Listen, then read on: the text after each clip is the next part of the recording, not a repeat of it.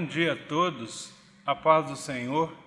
Estamos aqui nesta manhã mais uma vez para estudar com vocês uma lição da escola bíblica. Eu quero convidar a chegar mais perto, a gente discorrer aqui sobre um assunto muito interessante. Quero falar hoje sobre a autenticidade do cristão ou cristianismo genuíno. Eu gostaria de ler um texto aqui, bem conhecido, que é o Evangelho de São João, capítulo 13, versos 34 e 35, que diz o seguinte: isso Jesus falando aos seus discípulos antes de partir: um novo mandamento vos dou, que vos ameis uns aos outros, assim como eu vos amei, que também vós ameis uns aos outros. Nisto conhecerão todos que sois meus discípulos, se tiver amor uns aos outros. Eu queria ilustrar essa entrada aqui com algo. Estava me recordando quando a gente vai tirar a carteira de motorista, o instrutor sempre fala com a gente assim: você tem que dirigir para o examinador, ele que vai te avaliar. O que você sabe não importa muito, você tem que agradar a ele. Então a gente aprende tudo direitinho na autoescola, como dar seta em todos os cruzamentos, na hora de fazer a baliza, dirigir com as duas mãos no volante. Tem umas regras que a gente tem que seguir, que serão examinadas pelo examinador.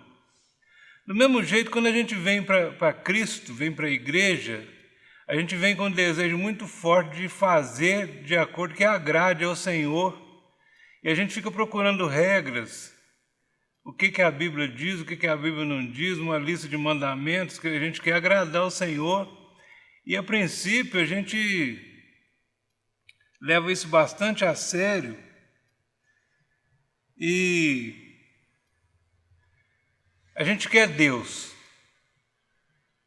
Deus pela manhã, Deus na hora do almoço, Deus na hora do café, Deus na hora da janta, Deus ao deitar, ao dormir, sonha com Deus, levanta pensando em Deus. E aí Jesus ocupa o primeiro lugar, a prioridade na nossa vida em tudo. E a gente fica até um pouco meio alienado, e as pessoas que não entendem, você só fala em Deus, você só pensa em Deus. É porque naquele momento é o nosso momento de buscar agradar ao Senhor. Em 1 João capítulo 2, versos de 4 a 6, diz assim: que aquele que diz que conhece a Deus e não guarda os seus mandamentos é considerado um mentiroso. Amar a Deus, conhecer a Deus é guardar os seus mandamentos. Nós precisamos entender que é imperativo que nos convertamos da nossa religiosidade a um autêntico comprometimento com Deus. Evangelho é compromisso. Não é somente dizer que sou evangélico, eu preciso ter um compromisso com Deus. Em João capítulo 15, verso 4, Jesus diz assim: está em mim e eu em vós. E ele fala da figueira e das varas, que nós vamos discorrer daqui a pouco. Precisamos conhecer os três pilares sobre os quais está alicerçada a fé cristã. Como toda construção nesta vida tem um alicerce, tem uma base, a nossa fé cristã também tem uma base de apoio. E eu vou dizer aqui em três pilares. O primeiro pilar da fé cristã: eu preciso ter certeza, convicção, que Jesus é o único Salvador e o único mediador entre Deus e os homens. É a primeira base da minha fé. Segundo pilar: preciso ter o amor como caminho ou condição básica para que eu possa me declarar cristão. A base do cristianismo é o amor, é a compreensão, é o entendimento. E aqui no texto que nós lemos a princípio, Israel já tinha um mandamento: amarás o Senhor teu Deus de todo o teu coração, de todas as tuas forças, de todo o teu entendimento, e amarás o teu próximo como a ti mesmo. Ou seja, amar a alguém como a mim mesmo talvez não seja tão difícil. O bem que eu quero para mim, eu quero para o meu semelhante também. Mas Jesus disse no texto que nós lemos: um novo mandamento vos dou, que vos ameis uns aos outros, assim como eu vos amei. E como Jesus amou? Se entregando, se sacrificando, abrindo mão de si mesmo, abrindo mão da sua glória, descendo da glória, se tornando homem, vivendo entre os homens, sujeitando-se às coisas do homem, para que o homem pudesse entender o seu amor. Cristianismo é essencialmente a prática total e contínua do Evangelho. Primeiro tem que ser total. Ou eu sou evangélico ou eu não sou nada. Ou eu creio em Deus ou eu não creio em nada. Essencialmente contínuo. Eu não posso ser cristão hoje e amanhã deixei de ser cristão. Eu não posso ser cristão somente na igreja e lá fora eu sou igual a todo mundo. O cristianismo precisa brotar do meu ser, precisa convencer as pessoas que eu sou um homem transformado pelo poder de Deus e que experimentei algo diferente. Tiago, capítulo 1, verso 19, diz o seguinte, que nós não devemos ser só ouvintes da palavra, mas praticantes da palavra. E ele diz assim, aquele que só ouve a palavra e vira as costas, é como alguém que se olha no espelho, mas quando sai da frente do espelho, ele já esquece como é a sua fisionomia. Assim é aquele que não pratica a palavra, mas é apenas ouvinte da palavra. Temos muitos ouvintes da palavra, temos muitas pessoas que gostam da palavra, que gostam da história da Bíblia, que gostam de ouvir falar sobre Jesus, mas não têm um compromisso com Jesus como se deve ter. Até onde a imagem de Cristo está refletida em nós? Até onde as pessoas podem olhar para nós e ver Jesus em nós? A Bíblia diz assim que nós somos a carta escrita e lida. Então, muitas pessoas não conhecem Bíblia, não conhecem igreja, não conhecem Evangelho e se espelham em nós, olham a nossa vida e pensam, às vezes até dizem, eu quero ser igual fulano de tal porque ele é diferente, ele é transformado. Então, essa imagem de Cristo precisa refletir em nós. Assim como nós vemos, por exemplo, algumas estátuas de pessoas famosas em praças públicas, em jardins, que são feitas ali com muito cuidado, bem envernizadas e colocadas ali para homenagear pessoas, mas com o tempo elas vão se deteriorando, a chuva, o vento, a poeira, os pássaros, de repente você passa perto daquela estátua e o passarinho fez cocô na cabeça dela. E um menino jogou uma pedra e quebrou o óculos daquela estátua. Ela vai se deteriorando e com o tempo ela precisa ser restaurada. Do mesmo jeito a nossa vida. Como eu disse no início da nossa carreira cristã, nós somos Jesus o tempo todo. Mas com o tempo vamos ficando um pouco relaxados com algumas coisas e Jesus, que era o único na nossa vida, passa a ser mais um na nossa vida. No livro de Apocalipse, no capítulo 2, começando ali quando Jesus, através de João, lá na ilha de Patmos, escreveu cartas às 7 igrejas da Ásia, na carta que ele escreveu à igreja de Éfeso, ele disse o seguinte. Primeiro ele fez uma lista de elogios àquela igreja. Vocês são pacientes, vocês são perseverantes, vocês têm vencido o mal, vocês puseram à prova os que dizem apóstolos e não são e os rejeitaste. Tudo isso eu louvo por vocês terem feito isso. Porém, aí Jesus faz uma reclamação. Ele diz assim, porém eu tenho contra vós que vocês esqueceram o primeiro amor. E o que é esse primeiro amor? É quando Jesus é o principal em nossa vida, quando Ele é prioridade em nossa vida. Então o que Jesus disse para aquela igreja? Eu deixei de ser prioridade na sua vida e agora sou apenas mais um entre as coisas que vocês gostam, que vocês fazem, que vocês amam. Eu sou apenas um, não sou mais prioridade. E aconselho que volte ao primeiro amor. Lembra onde foi que você caiu? Arrepende-te e volta a praticar as primeiras obras. Então Deus sempre nos chamando a voltar ao princípio, quando nós tínhamos o maior compromisso com Ele e com a sua palavra. Onde está a imagem de Cristo refletida em nós? nós também precisamos nos restaurarmos. E Paulo falou assim, em Romanos capítulo 12, verso 2, que nós precisamos ser renovados na nossa mente, no nosso entendimento. Primeiro ele diz assim, que não conformeis com esse mundo, mas transformai-vos pela renovação do vosso entendimento. Ou seja, à medida que o mundo entra nas nossas vidas, nós temos mais do mundo e menos de Deus em nós. Então nós deixamos de refletir totalmente à luz de Deus e ficamos um pouco embaçados à nossa imagem de Deus. Somos às vezes atacados. A primeira coisa que nos ataca é o pecado, que nos rodeia, diz a palavra, que insiste contra nós. E tem até uma música que o cantor diz assim, que o pecado todo dia o pecado vem e bate à nossa porta. Eu não diria todo dia, mas toda hora nós somos convidados a fazer alguma coisa que desagrada a Deus. E se nós não estivermos firmes na palavra de Deus, não estivermos firmes nessa convicção de servir a Deus, nós cedemos ao pecado e a nossa imagem fica deteriorada. A segunda coisa, os prazeres do mundo. Irmão, o pecado é gostoso. Quase todo pecado é coisa gostosa de fazer, só que nos vai levar para a morte espiritual.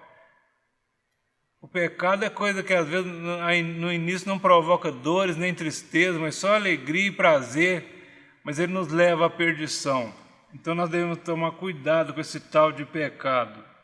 Em terceiro lugar, a nossa própria natureza carnal. Nós somos espirituais, porém vivemos ainda num corpo, numa carne que está condenada pelo pecado de Adão, e essa carne tem influência sobre a nossa vida, e muitas vezes quando nós fazemos a vontade dessa carne, nós desagradamos a Deus e desagradamos o Espírito Santo. E o nosso próprio relaxamento. Com o tempo a gente vai relaxando. Aquilo que a gente deixou. Eu me lembro quando eu me converti ao Evangelho, eu vendi até minha televisão, fiquei uns tempos sem televisão, e depois falei assim, o que tem televisão, né? É só escolher o que eu assisto, comprei televisão de novo. E muitas coisas que eu deixei imediatamente, depois voltei a tê-lo de novo. A gente vai relaxando. Não quero dizer que tudo que tem televisão é pecado, não é isso que eu estou dizendo. Estou dando apenas um exemplo. A gente deixa um tanto de coisa e depois vai voltando com aquilo de novo. Isso serve, de repente a gente está amontoando um monte de coisas que podem atrapalhar a nossa caminhada. A Bíblia conta-nos uma história, se você quiser ler na sua casa, no livro de 1 Reis, eu vou citar algumas coisas aqui que aconteceu ali.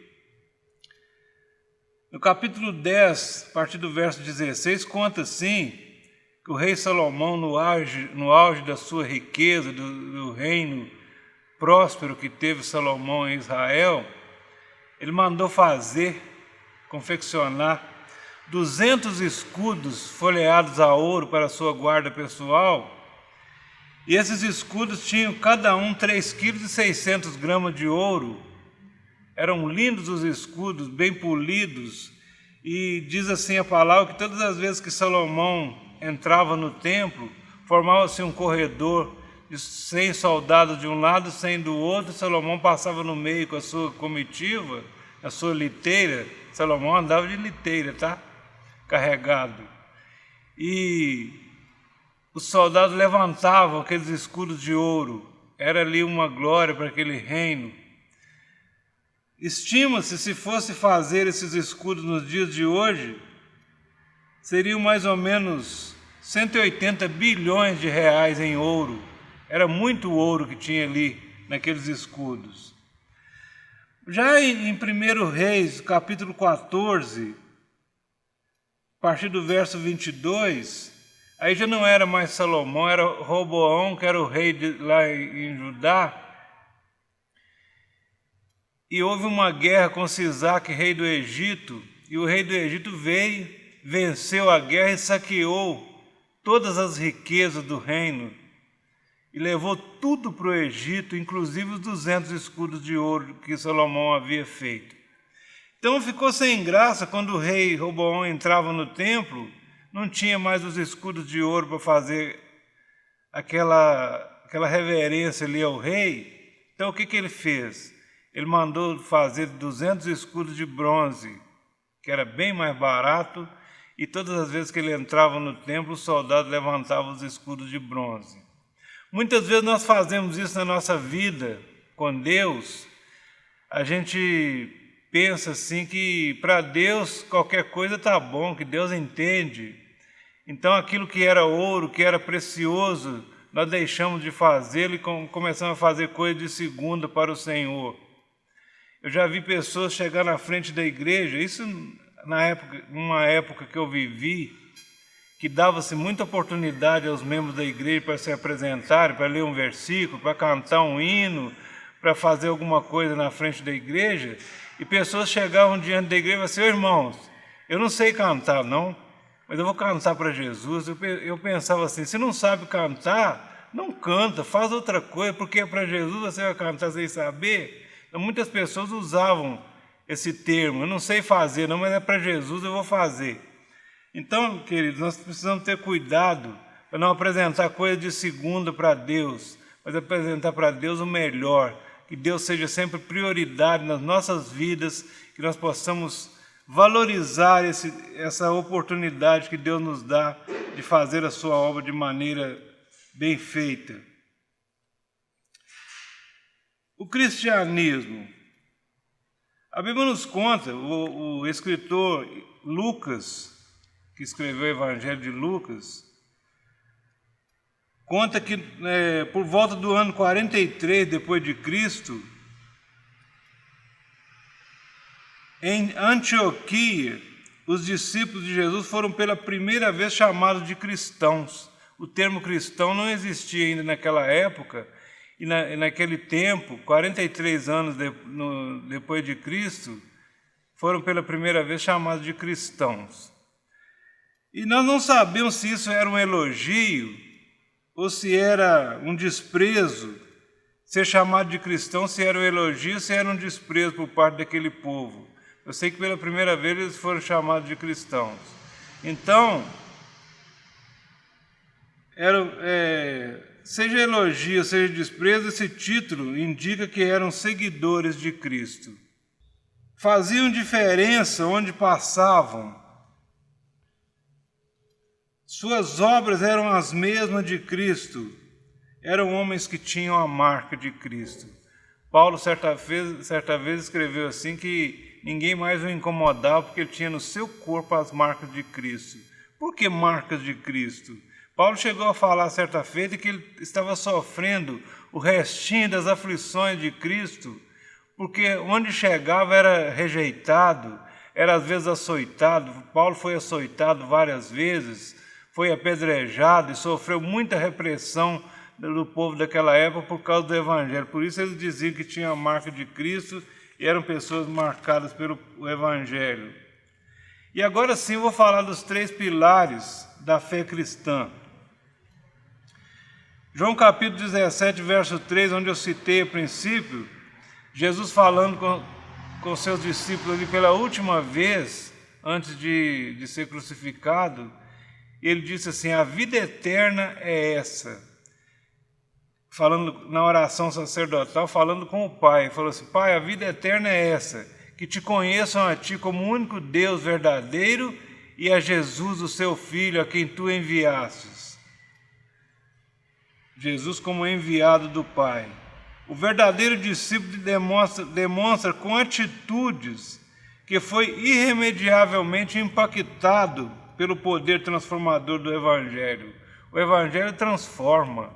A pessoa que tem um contato verdadeiro com o Evangelho de nosso Senhor Jesus Cristo, a pessoa que consegue assimilar o que Cristo falou, o que Cristo fez, a obra de Cristo na sua vida, o poder de Deus a favor do homem, quem consegue assimilar isso, automaticamente ele passa por uma transformação e nunca mais será o mesmo. A transformação que Cristo opera na nossa vida não permite que nós voltemos a ser o mesmo que éramos antes, mas nós somos realmente tocados pelo poder de Deus. É o que a Bíblia diz em 2 Coríntios capítulo 5, verso 17. E assim, se alguém está em Cristo, é nova criatura. As coisas velhas passaram e eis que tudo se fez novo. E Paulo, escrevendo, também disse o seguinte: eu vou me esquecendo das coisas que ficaram para trás e prossigo para o alvo, pelo prêmio da soberana vocação em Cristo Jesus. Então nós caminhamos com um alvo, uma direção a ser alcançada. O segundo pilar da fé cristã, eu citei antes, é o amor como caminho mais excelente, como base da fé cristã. 1 Coríntios capítulo 13. E Paulo começa dizendo assim: ainda que eu falasse a língua dos homens e a língua dos anjos, se eu não tivesse amor, eu nada seria. E aí ele cita várias coisas do amor, que ainda que ele até entregasse o seu corpo para ser queimado em favor de alguém, ele nada seria se ele não tivesse amor. Então o que vale nessa vida é o amor pelas pessoas. E ele cita ali algumas qualidades do amor. E diz assim que o amor é sofredor, o amor leva desaforo para casa. Pessoas costumam dizer assim: eu não levo desaforo para casa. Se bateu, tomou. O amor leva. O amor é benigno. O amor não tem inveja, não permite que sejamos invejosos. O amor não é leviano. O amor não é soberbo. O amor não é indecente. O amor não tem interesse próprio, mas o interesse daquele que ama é o bem-estar dos outros. O amor não se irrita. O amor não é injusto.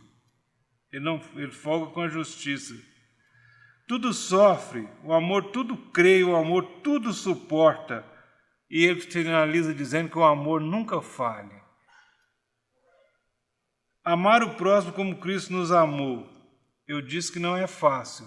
O amor sacrifício, o amor entrega, o amor abrir mão de coisas por causa de outras pessoas, buscar o bem-estar do meu próximo mais do que o meu, não é nada fácil. Mas é possível porque Cristo nos amou desse jeito. A Bíblia diz assim que Jesus foi o exemplo e que ele sofreu todas as tentações que nós sofremos nos dias atuais. Ele passou por todos os apertos que nós passamos. Ele experimentou na carne tudo que nós temos experimentado, e a Bíblia diz que ele venceu, e venceu sem pecar, sem em momento algum ceder ao pecado. Então é possível fazer porque Cristo fez como homem. Como nos apresentamos como discípulos de Cristo? Você se apresenta como discípulo de Jesus só indo aos cultos? Frequentar cultos? Será que é a prova que eu sou cristão? Ou você carrega uma Bíblia bem grande debaixo do braço? Será que só isso é prova que eu sou cristão? Carregar uma Bíblia? Ou falando o que nós chamamos de cristianês? Misericórdia, sangue de Jesus tem poder, está amarrado. Então, tem um linguajar ultimamente que nasceu nas igrejas, que está espalhado pelo mundo, e está todo mundo falando. Tem vezes que até é chique ser gospel, e as pessoas estão usando esse linguajar aí, enganando, e muitos estão também enganando, às vezes até dentro da igreja, usando esse linguajar, carregando uma Bíblia debaixo do braço, frequentando cultos, mas não tem nenhum compromisso com a palavra de Deus. E eu pergunto novamente, que tipo de cristãos temos sido e qual é a imagem de Cristo que está sendo refletida nas nossas vidas? O que as pessoas estão vendo em nós? Se nós somos uma carta escrita para ser lida, o que eles estão lendo em nós? Como é a minha conduta lá fora, fora do templo? Né? Às vezes o chamado cristão tem duas roupas, uma roupa de cristão que ele usa na igreja e outra roupa lá fora, né? Lá fora não tem muita importância. E o terceiro pilar da nossa fé, da fé cristã, está em João 15, a partir do verso 1, esse aqui eu gostaria de ler.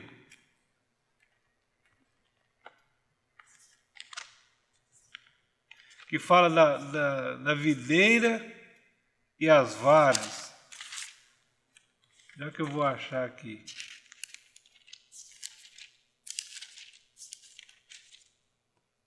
Jesus disse o seguinte: eu sou a videira verdadeira, meu pai é o agricultor ou lavrador. Todo ramo que estando em mim não der fruto, ele o corta. E todo que dá fruto, ele limpa, para que produza mais fruto ainda. E ele diz: vós já estáis limpos pela palavra que vos tenho falado. Permanecei em mim, e eu permanecerei em vós. E como não pode o ramo produzir fruto de si mesmo, se não permanecer na videira, assim nem vós o podeis dar, se não permanecerdes em mim. E no verso 5 ele diz assim: eu sou a videira, e vós sois os ramos. Quem permanece em mim, e eu nele, esse dá muito fruto, porque sem mim nada podeis fazer. Se alguém não permanecer em mim, será lançado fora à semelhança do ramo, e secará. E o apanho, lançam no fogo, e se queimam. Se permanecerdes em mim, e as minhas palavras permanecerem em vós, pedireis o que quiserdes, vos será feito. Nisso é glorificado meu Pai, em que deis muito fruto, e assim vos tornareis meus discípulos. Então, a condição para se tornar discípulo de Cristo é produzir fruto, não é folha. Certa feita Jesus passou com seus discípulos, isso está em Marcos capítulo 11, verso 21 em diante, sobre a figueira infrutífera. Jesus passou de longe, ele viu uma figueira muito cheia de folhas, bem bonita, e a Bíblia diz que ele foi lá procurar um fruto naquela figueira. Mas quando ele chegou ali, não tinha fruto, só tinha folhas. E a Bíblia diz que Jesus amaldiçoou aquela figueira, falou assim: nunca mais alguém coma fruto de ti. E aquela figueira secou rapidamente.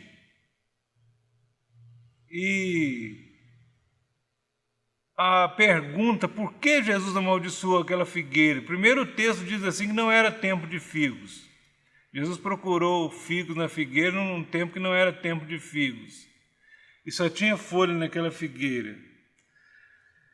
O fruto na nossa vida precisa ser permanente. Jesus pode procurar fruto em nós num tempo que não é tempo de fruto. Não é porque ele é injusto, não, porque o convívio com Jesus produz fruto, e fruto permanente.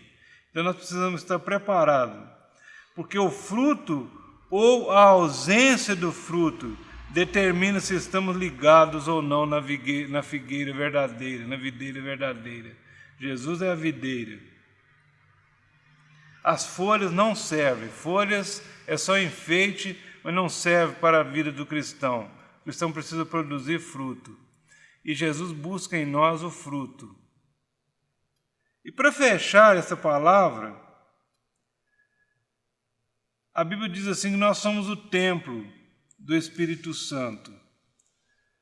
Quando Jesus ia partir para a glória, depois da sua ressurreição, ele falou com seus discípulos assim: não fiquem tristes, não, que eu não vou deixar vocês órfãos. Eu vou enviar o Espírito Santo para que habite em vós. Assim, Jesus era Deus conosco, era Emmanuel, Deus conosco. O Espírito Santo é Deus em nós. A terceira pessoa da Trindade veio habitar em nós, dentro de nós. Então nós passamos a ser morada do Espírito Santo. E sendo morada, nós precisamos manter essa morada bem adornada, bem limpa, porque o Espírito Santo, diz a palavra, o Espírito Santo que habita em nós tem ciúmes. Ele não quer ver a gente de qualquer maneira. Então que a morada do Espírito Santo, que somos nós, esteja sempre bem preparada para que ele tenha liberdade em nós. Nós devemos estar sempre à disposição dele. Meus irmãos, vamos meditar nessa palavra. Essa palavra é uma exortação para a minha vida e para a sua vida. Não sejamos cristãos relaxados. Não vamos levar a nossa vida de qualquer maneira. Nós estamos caminhando para o tempo do fim, porque muitas coisas que Jesus falou que ia acontecer nos tempos do fim já estão acontecendo. Ele falou de guerras, de rumores de guerras, de terremotos, de tempestades, de maremotos. E furacões, e tudo isso está acontecendo já, muitas coisas nos nossos dias, praga como essa pandemia que estamos vivendo, dias difíceis de isolamento social. Isso tudo chama a nossa atenção, nós que conhecemos a palavra de Deus, que nós estamos caminhando para o tempo do fim. A volta de Jesus está muito perto e Ele pode voltar a qualquer momento. Que nós possamos manter o nosso foco, a nossa vida de acordo para agradar o Senhor, que nós sejamos esta carta escrita que possa ser lida por todas as pessoas e que possa transmitir algo da graça e do amor de Deus àquele que ouve, àquele que vê. Então vamos cuidar das nossas vidas para que possamos agradar ao Senhor no nosso dia a dia e que o nome do Senhor seja glorificado em nós e através de nós, em nome de Jesus. Que Deus te abençoe neste dia e em nome de Jesus você tenha um dia de paz na presença do Senhor. Amém.